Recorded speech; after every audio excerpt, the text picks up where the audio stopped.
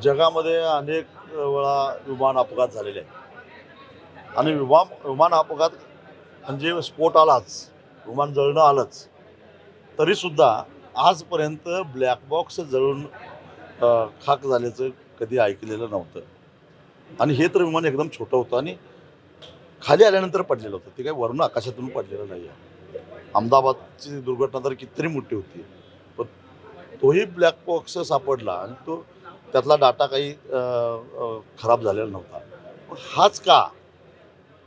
इथं संशय जास्त आहे आणि त्यामुळे रोहित पवारांनी जी काही शंका व्यक्त केली, संशय व्यक्त केलं, ती खरी वाटते. तेव्हा ह्याच्यावर डी-जी-सीएनं प्रकाश टाकला पाहिजे आणि सरकारने प्रकाश टाकला पाहिजे. नेमका ब्लॅक बॉक्स जळालाच कसा? एवढंच.